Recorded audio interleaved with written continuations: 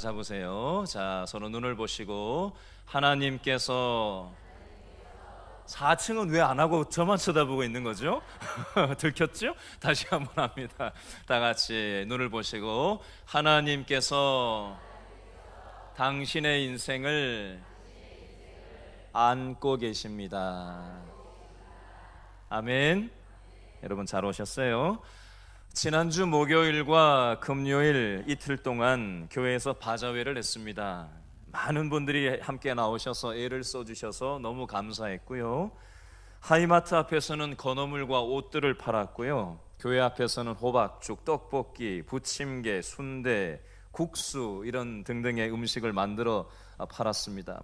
지하 식당에서는 음식 재료를 만드는 공장이 돌아갔고요. 남자 성도들과 교역자들은 텐트를 쳐주시고 또 여러 가지 시설을 준비해 주신다고 애써 주셨습니다.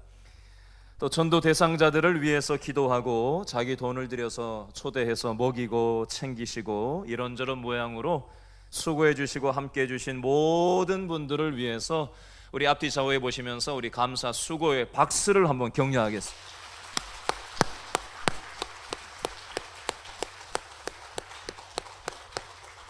너무들 많이 애를 써주셔서 감사합니다. 저는 이번 바자회 때 많은 분들을 만나서 인사하고 대화할 수 있는 기회를 가졌었는데요.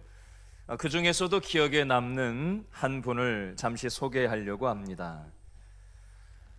이런저런 얘기를 나누다 보니까 본인도 과거에 고등학교 때 미션 스쿨이라고 그러죠. 교회가 운영하는 그런 학교에 다녀본 적이 있다라는 얘기를 하고 본인 동창생들 중에서도 목사님들이 한 10명 이상 된다라는 얘기를 본인은 교회 안 나가봤지만 그랬다라는 얘기도 하시고 또 부모님들이 절에 나간다라는 얘기를 하시면서 벽을 치더라고요. 저한테 다가오지 말라고. 그런저런 얘기를 이렇게 저렇게 하고 있는데 우리 성도님이 이분을 두 내외를 모시고 왔는데 이분이 또 다른 분을 모시고 왔어요. 이쪽도 모시고 왔지만 이쪽도 모시고 왔는데 서로는 모르지만 이분은 양쪽을 다 데리고 왔으니까 아는 거죠. 이분 부부하고 그런저런 얘기를 하고 있는데 그 얘기를 건너편에서 곰곰이 듣고 있던 분이 이분은 미국에서 오신 분이거든요.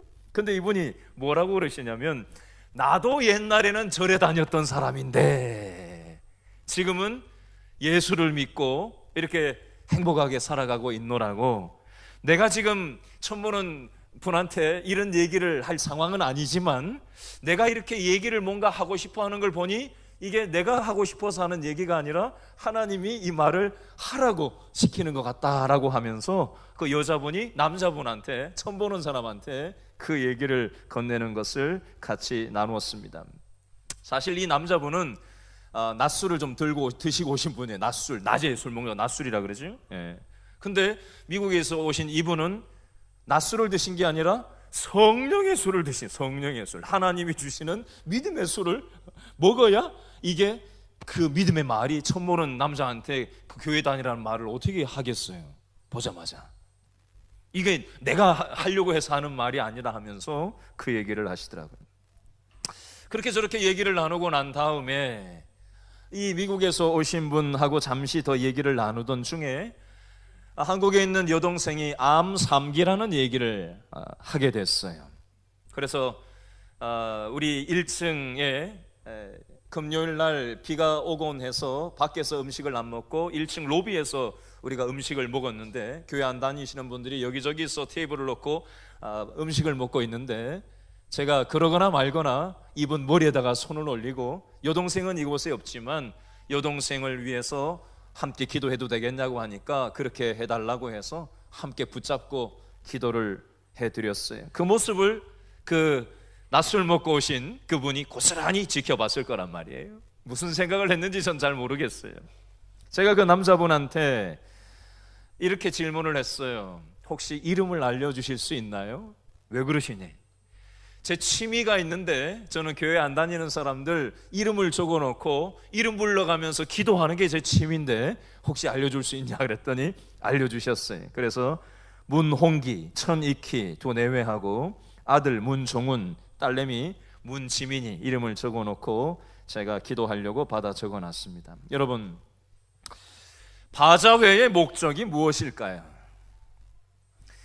여러분, 바자회는 돈 버는 것이 목적이 아니라 이번 우리 바자회의 목적을 10월 28일 넷째 주일날 우리처럼 예수를 알지 못하고 있는 사람들을 전도해서 이 바자회 때 모시고 와서 어떻게든지 우리 교인들을 한번 만나고 또 그것을 통해서 어떻게든지 이 영혼들이 우리가 믿는 이 예수님을 믿고 행복하게 살았으면 좋겠다, 그 목적으로 우리는 이번 바자회를 진행한 줄로 믿습니다.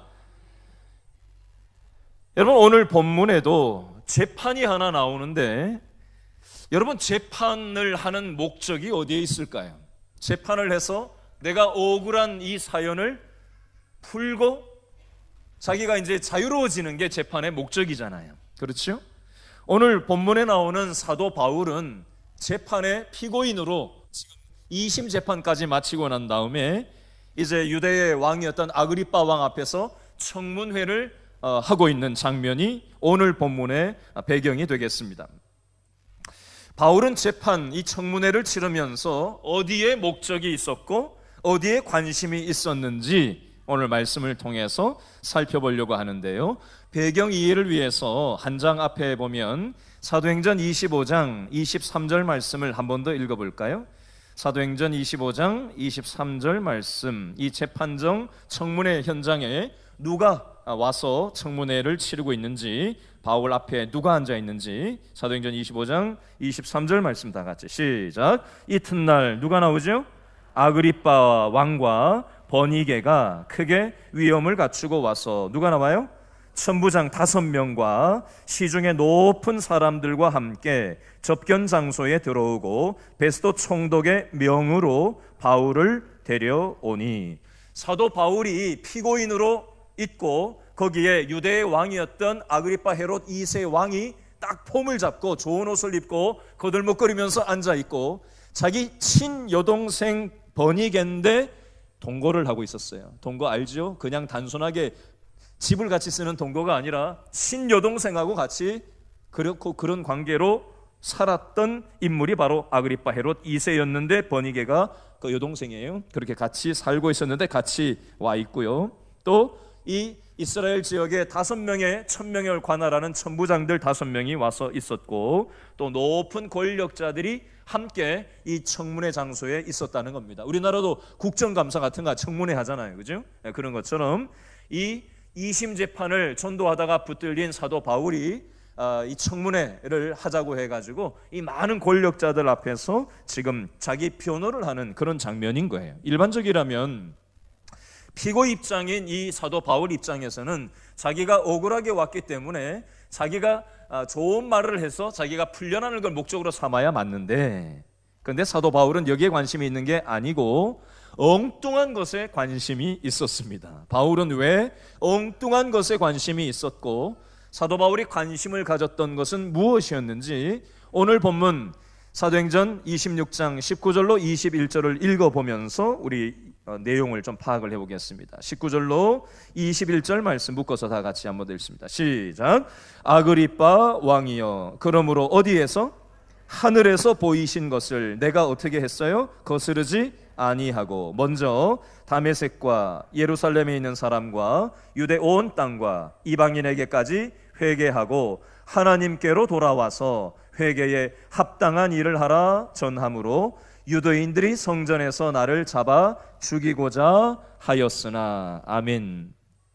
19절 말씀의 의미는요, 유대 아그리빠 헤롯 2세 왕한테 사도 바울이 자기 변호를 하는데 하늘에서 보이신 것을 내가 거스르지 아니하고 라는 말의 의미는 내가 환청을 들었다거나 헛소리를 하고 있는 게 아니라 마치 내 눈으로 보는 것처럼 명료하게 하나님의 말씀을 내가 직접 들었다라는 것을 얘기하는 겁니다. 내가 하나님의 말씀을 직접 들었는데 감히 어떻게 하나님의 말씀을 거스르고 순종하지 않을 수 있겠냐라고 얘기하는 것이 19절 말씀이 되겠습니다. 여러분, 우리가 예배당에 와서 하나님의 말씀을 듣는 사람들은 많은데 이 말씀대로 우리의 가정생활과 세상 속에서 실천하면서 순종하는 사람들은 많지 않은데, 사도 바울은 자기의 목숨을 걸고 하나님의 말씀대로 자기의 일상생활 속에서 전도자의 삶을 살아가고 있었다라는 것을 이 변호의 내용을 통해서 볼 수가 있습니다. 사도 바울은 어떻게 이렇게 변할 수 있었느냐? 그 근거가 26장 17절과 18절에 나오는데 한 번 더 읽어볼까요? 26장 17절 18절 다 같이 시작. 이스라엘과 이방인들에게서 내가 너를 구원하여 그들에게 보내어 그 눈을 뜨게 하여 어디에서 어디로? 어둠에서 빛으로. 어디에서 어디로? 사탄의 권세에서 누구에게로? 하나님께로 돌아오게 하고 죄 사함과 나를 믿어 거룩하게 된 무리 가운데서 기업을 얻게 하리라 하더이다. 아멘. 복잡하게 쓰여져 있는데요, 한마디로 얘기하면 하나님께서 바울에게 뭐라고 말씀하셨냐면, 죽음의 권세를 이기시고 다시 살아나신 예수님께서 사도 바울을 만나서 너도 어둠 속에서 살았지만 이제 나를 믿게 됐으니 또 다른 어둠 가운데 살아가는 사람들한테 전도자의 삶을 살아라 라고 말씀하시는 장면입니다. 쉽게 얘기하면 이때 예수님을 만나고 나서 사도 바울의 인생의 목적이 바뀌게 됐고요, 인생의 관심사가 바뀌게 되었습니다. 예를 들어 보겠습니다. 어제 이틀 전에 길동동장 새로 올해 부임한 길동동장 황희주 씨가 왔었고요, 공무원들 2명이 따라왔고 강동구 분회회장, 길동 분회회장, 총무, 시의원 2명 이런 분들이 같이 이렇게 오셨었어요. 함께 앉아서 얘기를 하는데 이분들이 이런 질문을 저한테 2가지 질문을 했어요. 이 교회가 몇 년 됐습니까? 이 교회는 성도가 몇 명 모입니까? 라는 껍데기, 외형적으로 보이는 겉모습을 질문을 했습니다. 이분들은 거기에 관심이 있더라고요. 그래서 제가 이렇게 대답했습니다. 이 교회는 45년 전에 장로님 한 분이 본인 집을 내놔서 그 교회 터에서 지금의 교회에 이르게 되었습니다 라고 얘기했더니 이분이 깜짝 놀라는 거예요. 왜요? 아니 내 집인데 내 집을, 내 재산을 내놔가지고 자기 소유를 주장하지 않고 내놓는 사람이 어디 있냔 말이에요. 근데 그것 때문에 교회가 세워지게 됐고 오늘 이 교회에 이르게 됐다라는 얘기를 듣더니 깜짝 놀라는 거예요. 여러분, 우리 예수 믿는 사람들은 눈에 보이는 것만 관심을 가지고 그것을 목적으로 살아가는 사람들이 아니라 눈에 보이지 않지만 영원한 가치, 재산도 내 재산이 아니라 시간도 모든 재능도 나의 것이 아니라 하나님께서 나에게 선물로 주신 것이고 이 선물을 나누고 축복의 통로로 우리를 들어 쓰시기 원하셔서 오늘 우리를 예수 믿는 사람들로 불러주신 줄로 믿으시기 바랍니다. 21절 말씀에 한 번 더 읽어볼까요? 21절 다 같이 시작. 누가요? 유대인들이 어디에서? 성전에서 누구를? 바울 나를 잡아 죽이고자 하였으나. 왜요? 예수의 십자가 부활 기적을 전도한다라는 이유 하나 때문에 예수 믿는 사람, 전하는 사람이었던 사도 바울을 잡아 죽이려고 했다라는 표현이 되겠습니다. 사도 바울은 예수님을 믿는 이 믿음을 전한다는 이 이유 때문에 고난을 자초하고 스스로 받은 것입니다. 여러분, 우리 자신은 어떤가 한번 생각을 해볼까요? 여러분, 우리는 세상을 살아가다가 어려움을 만날 때가 있습니다. 그렇죠? 말 잘못해서 어려움을 당할 때도 있고, 내가 자기 관리 못해서 어려움을 당할 때도 있고, 사업이든 가정관리든 어떤 학점 관리든 어떤 영역인 간에 내가 잘못해가지고 내가 저질러가지고 삶이 어려워질 때가 우리는 있습니다. 근데 오늘 21절 본문에 보니까 사도 바울은 내가 잘못해서 나를 위해서 잘못한 게 아니라 예수 십자가 부활 전하다가, 복음 전하다가 그 어려움을 자기가 받고 있는 모습이 나와 있습니다. 내 욕심 때문에 고난을 받는 것이 아니라 하나님의 영광을 위해서 축복의 통로가 되는 인생을 살아가기 위해서 자신이 고난받고 있더라는 것입니다. 여러분, 이 대목에서 과연 나는 무엇을 위해서 어렵고 무엇 때문에 지금 나는 힘들어하고 있는가 한번 돌아보셨으면 좋겠고요. 계속해서 22절과 23절 말씀을 묶어서 읽고 나서 설명을 이어가겠습니다. 22절 3절 다 같이 시작. 도우심을 받아, 다시요. 누구의 도우심을 받아? 하나님의 도우심을 받아 내가 오늘까지 서서 높고 낮은 사람 앞에서 증언하는 것은 선지자들과 모세가 반드시 되리라고 말한 것밖에 없으니 곧 그리스도가 고난을 받으실 것과 죽은 자 가운데서 먼저 다시 살아나사 이스라엘과 이방인들에게 빛을 전하시리라 함이니이다 하니라. 아멘. 22절이 어떤 문장으로 시작을 하는지 볼까요? 하나님의 도우심을 받아. 볼펜에 있는 분은 밑줄을 쫙 그어놓습니다. 하나님의 도우심을 받아. 동그라미를 치든지 밑줄을 그든지. 자, 그래 본문이 확 살아납니다. 하나님의 도우심을 받아. 이게 무슨 뜻일까요? 바울은 나는 오늘까지 여기까지 오는 동안 하나님의 도우심을 받아서 여기까지 왔다라고 표현을 하고 있습니다. 어떤 분들은 이렇게 얘기합니다. 목사님, 하나님이 도와주셔서 내 자식이 이렇게 잘 됐습니다. 어떤 분은 이렇게 얘기하죠. 또 어떤 분들은 하나님이 도와주셔서 내 직장 생활이, 사업이, 장사가 이렇게 성과가 생겼습니다. 얘기하시는 분이 계세요. 또 어떤 분들은 하나님이 도와주셔서 이런 일들이 복을 받고 이렇게 잘 됐습니다 라고 고백하시는 분들이 있어요. 여러분, 이 고백은 믿음의 고백입니까? 믿음의 고백이 아닙니까? 믿음의 고백에 틀림이 없습니다. 믿음의 고백이 맞아요. 참 소중한 고백이고 중요한 고백입니다. 어떤 사람은 이렇게 얘기합니다. 내가 자수성가했지. 내가 쓸 거 안 쓰고 입을 거 안 입고 해가지고 아끼고 해서 자기 관리를 잘해서 사업을 이렇게 일구고 가정을 이렇게 꾸리고 지금 내가 해가지고 여기까지 왔지라고 믿음 없이 자기가 했다고 생각하는 사람들도 있는데, 하나님이 도와주셔서 내가 여기까지 왔다라고 고백한다는 것은 굉장히 믿음의 고백입니다. 근데요, 저는 이 부분을 얘기하고 싶은 게 아니고 이 단계에서 한 단계 더 나아갈 것을 지금 강조하면서 좀 얘기하고 싶습니다. 한번 생각을 해볼까요? 여러분, 신앙생활도 사람들은 굉장히 이기적이고 자기중심적이라서 나를 위해서 예수님을 끌어다 대는 수가 많습니다.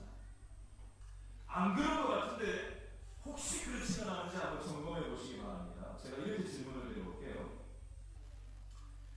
하나님의 도우심으로 내가 잘 되기를 원합니다.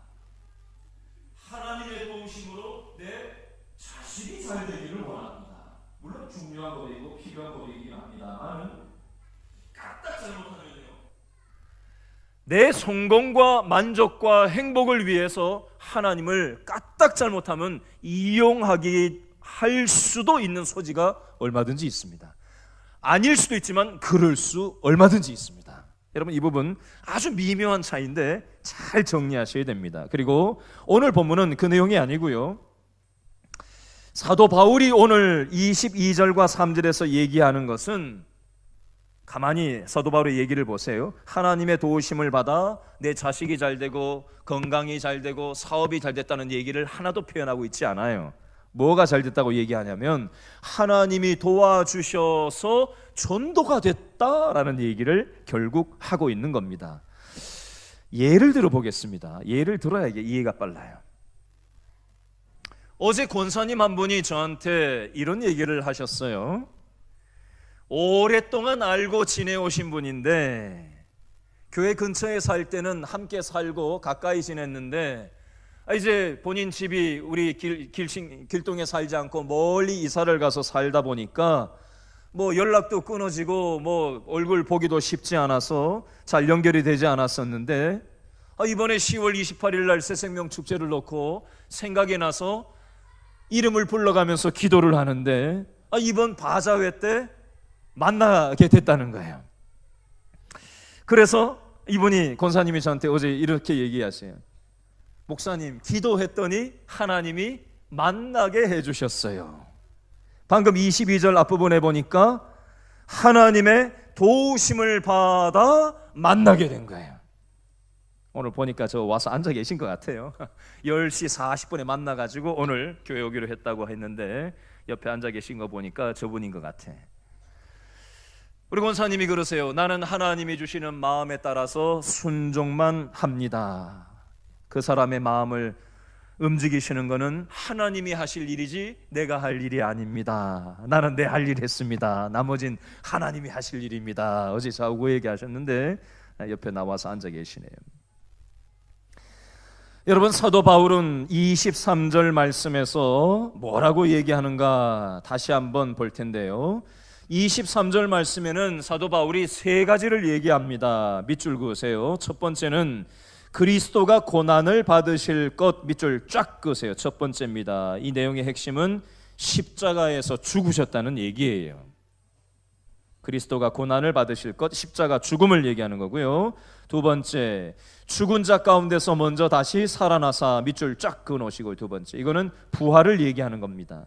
세 번째, 이스라엘과 이방인들에게 빛을 전하시리라. 이것은 예수님 모르는 사람들한테 전도하고 선교하는 걸 얘기하는 거예요. 저도 성경에 써놨거든요. 십자가, 부활, 선교, 이렇게 세 가지를 써놨는데요. 여러분들도 23절 그 세 가지를 그렇게 한번 표현을 해보세요. 사도 바울은 하나님의 도우심을 받아 십자가, 부활, 선교하는 삶에 대해서 항상 생각하고 있었기 때문에 이 재판정에서, 청문회 현장에서 자기 자신이 풀려나는 데 관심이 그저 있었던 게 아니라 이곳에서조차도 전도할 기회로 삼아서 전도하고 있는 모습이 나오고 있습니다. 여러분, 말씀이 꽉 차 있는 사람은요, 십자가 정신이, 예수님이 십자가에서 살아나셨다라는 것이, 그리고 부활이, 선교가 꽉 차 있는 사람은 누가 툭 건드리면요 예수님 튀어나옵니다. 이틀 전에 금요일 날 여기 밑에서 어떤 남자분, 술 먹고 오신 분한테 제가 이렇게 저렇게 얘기하는 걸 옆에서 미국에서 오신 분이 듣고는 그때 보자마자 얘기했던 게 예수님 얘기를 했거든요. 그분 마음 가운데 불타는 예수님 사랑이 있지 않았다면 어떻게 처음 보는 남자한테 예수님 믿으라고, 나도 옛날에 절에 다녔었는데 예수님 믿고 나니까 너무 좋다고 하면서, 내가 이거 내 말로 하는 것 같지만 하나님이 시켜서 하는 얘기 같으니까 그분의 표정을 여러분 보셨어야 돼요. 여러분, 인간의 말이 있고요, 하나님이 시켜서 하는 그 마음과 느낌과 말은 눈빛을 보면 대번 다 달라요. 그분에게서 저는 그걸 느낄 수가 있었습니다. 근데 어떤 사람은요, 지나가다 툭 부딪히면은 칼 꺼내는 사람도 있잖아요. 그죠? 요즘 별의별 일들이 요즘 세상에 많이 있는데 뭐가 들어차 있느냐가 결국 반응하는 걸 보면 그 사람이 들어차 있는 게 나오게 돼 있어요. 여러분, 옆 사람을 한번 지금 툭 건드려 볼래요? 어떻게 반응하나? 자, 툭툭 건드려 보세요. 네? 씨 그러는지. 계속해서 우리 24절 말씀 한 번 더 읽어볼까요? 24절 다 같이 시작. 바울이 이같이 변명하매 베스도 총독이 크게 소리내어 이르되, 바울아, 내가 어떻도다? 미쳤도다. 내 많은 학문이 너를 뭐하게 한다? 미치게 한다. 동사로 미쳤다, 명사로 미쳤다, 두 번이나 반복해서 미쳤다라는 걸 반복 강조하고 있는 표현이 되겠습니다. 베스도 유대 총독이 사도 바울의 이 청문회 현장에서 복음 전도를 아그리파 왕한테 하는 이 소리를 듣고 참다 못 참고 네가 미쳐도 단단히 미쳤구나 하면서 지금 중간에 말 참견을 하고 나서는 장면이 여기 나오고 있습니다. 베스도 유대 총독의 입장에서는 바울의 말을 도대체 이해할 수가 없었어요. 저렇게 사도 바울이 세계 당대 최고의 학문을 배운 사람이고 좋은 가문에서 태어난 사람이 뭐가 부족해서 예수에 미쳐가지고 저렇게 수갑을 차고, 전도하다가 수갑을 차고 2심 재판까지 받고 지금 들어앉아 있는데, 근데도 불구하고 당당하게 큰 소리를 치면서 저렇게 얘기를 하는지 도대체가 자기 입장에서는 이해가 되지 않았던 겁니다. 그래서 미쳐도 단단히 미쳤다고 지금 얘기하고 있습니다. 바울의 모습은 세상 사람들이 보기에 완전히 미친 것이 맞았습니다. 여러분, 세상 사람들에게 100% 칭찬만 들으려고 하는 사람은 진짜 그리스도인이라고 볼 수 없습니다. 그리스도인이 진실하게 살 때 세상은 칭찬합니다. 그러나 세상 사람들의 입장에서 볼 때 예수님을 믿고 살아가는 사람들이 지극히 상식적으로만 살아간다면 그리스도인이라고 할 수 없습니다. 그리스도인과 세상 사람들은 서로를 향해 서로 미쳤다고 말하는 게 정상입니다. 세상 사람들의 눈에 보기에 예수 믿는 사람들은 예수에 미친 사람들이고, 그리스도인들이 보기에 세상 사람들은 세상에 미쳐 살아가는 사람들입니다. 여러분, 인생의 목적과 관심과 가치 판단 기준이 다르기 때문에 서로 미쳤다고 보는 것이 정상입니다.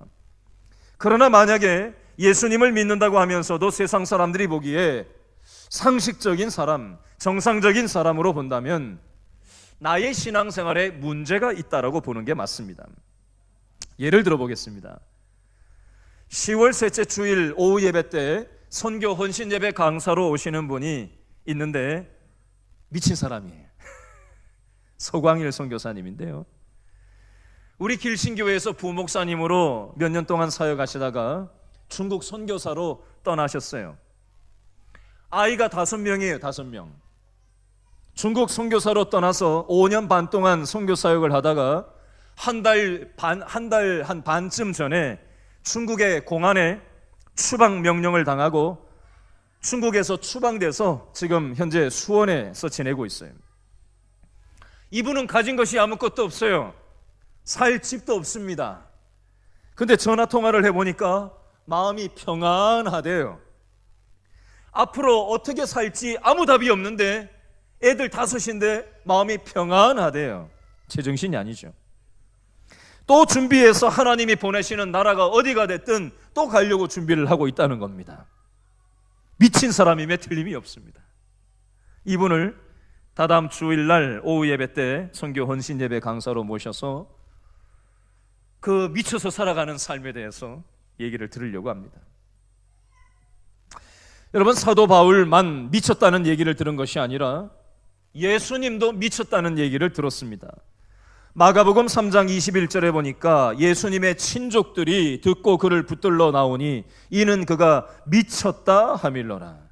요한복음 10장 20절에 보니까 그 중에 많은 사람이 말하되 그가 귀신 들려 미쳤거늘 어찌하여 그 말을 듣느냐 하며 예수님에 대해서 미쳤다고 얘기하는 사람들이 있었다는 겁니다. 사도 바울은 오늘 본문에서만 미쳤다는 얘기를 한 번만 들은 게 아니라 고린도후서 5장 13절 말씀에도 보니까 미쳤다는 얘기를 들었는데요. 읽어드릴게요.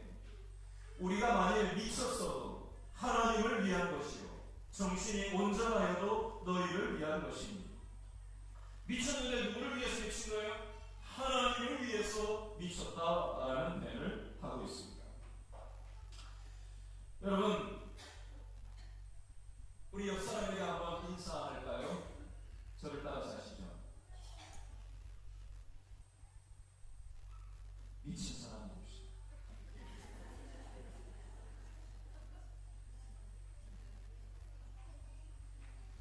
여러분, 교회 다니면서 예수쟁이라는 말을 언젠가부터 우리 한국교회 성도들이 듣지 않게 된 것이 현실입니다. 여러분, 이것은 좋은 일이 아닙니다. 좋은 현상이 아니에요. 교회 다니는 사람은 교회 다니는 티가 나야 됩니다. 방신자처럼 가정을 내팽개치고 기도 가서 살라는 얘기를 그런 왜곡된 믿음을 살라는 얘기를 하는 게 아니에요. 세상의 목적과 세상의 관심사와 세상의 가치 판단 기준과는 다른 십자가 정신이 살아있는 말과 행실이 우리의 일상생활 속에서 있어야 미쳐있는 세상 사람들이 뭔가 다른 목적, 뭔가 다른 관심, 뭔가 다른 말, 뭔가 다른 태도를 통해서 뭔가 이해는 되지 않지만 뭔가가 있다라고 느끼게 되는 겁니다. 저는 우리 길신교회 성도들이 한 사람도 예외 없이 예수쟁이들이 될 수 있기를 바랍니다. 예수의 미친 사람들이 제발 되실 수 있기를 바랍니다. 그래서 예수 믿는 사람다운 모습으로 우리의 일상을 살아주셔서 그저 상식 수준도 안 되는 그리스도인들이 아니라 상식이 통하는 그리스도인에 머물러 있는 것이 아니라 상식을 넘어서는 세상 기준을 넘어서는 손해보더라도 자존심 상하더라도 대가를 지불하고 희생이 따르더라도 조롱을 당하고 오해를 받더라도 억울한 일을 당할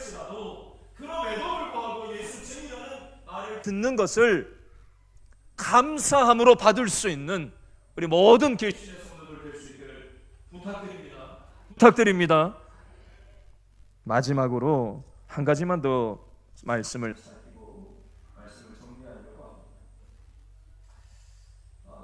28절 말씀을 28절 29절 말씀을 한번 묶어서 읽어볼까요? 28절 9절 시작. 아그리빠 왕이 바울에게 이르되 내가 적은 말로 나를 권하여 그리스도인이 되게 하려 하는도다. 바울이 뭐라 그래요? 바울이 이르되 말이 적으나 많으나 당신뿐만 아니라 오늘 내 말을 듣는 모든 사람도 다 이렇게 결박된 것 외에는 나와 같이 되기를 하나님께 원하나이다. 아멘. 유대 헤롯 아그리빠 2세 왕 앞에서 수갑을 찬 이 죄인 사도 바울이 어떤 면에서 자기 수갑을 들어 보이면서 얘기했을 것 같아요. 이 수갑이 채워진 거 말고는 소리도 났겠죠. 이걸 밑에 있다가 들으니까 이 수갑만 말고는 당신들도 나와 같이 예수 믿고 이 행복을 경험하면서 살았으면 좋겠다. 나와 같이 제발 좀 됐으면 좋겠다라고 진심 어린 표정으로 그 마음을 전하고 있는 거예요. 여러분, 나와 같이 되기를 바란다.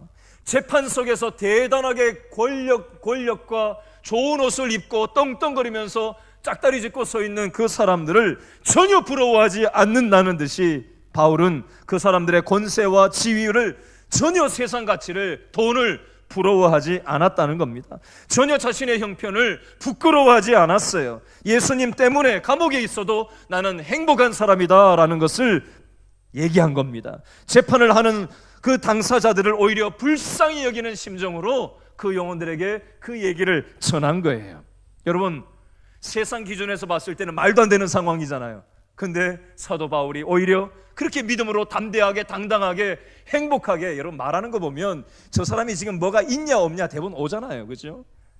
꾸며서 하는 얘기하고 진정성이 있는 얘기는 다르게 돼 있어요. 그 눈빛과 그 말투와 그 태도에서 예수가 있기 때문에 예수에 미쳐 살아가는 삶이 돈과 세상 권력과 세상에서 주는 행복과는 맞바꿀 수 없는 행복이 있다라는 것을 이 아그리빠 유대 왕과 베스토 총독과 많은 사람들이 보고 수군수군하면서 그만하자 하면서 물러나와가지고 저 사람 가만히 얘기 들어보니까 잘못한 거 한 개도 없다 하면서 자기들끼리 지금 그 얘기를 하고 있는 마무리가 나오고 있습니다. 여러분, 저는 우리 결신교회 모든 성도들이 돈 때문에 행복하고 돈 때문에 울고 웃고 자식 때문에 울고 웃고 세상 것이 있고 없고에 따라서 희비가 엇갈리는 그런 싸구려 인생이 아니라 이 십자가 부활 기적의 능력을 우리가 선물로 받았다라는 이 사실 때문에 누구도 빼앗아갈 수 없는 이 행복 때문에 늘 감사하고 늘 행복해하고 늘 기쁨으로 축복의 통로로 살아가는 우리 길신교회 성도들 다 될 수 있기를 바랍니다. 아멘. 기도하겠습니다. 하나님, 우리에게 십자가 부활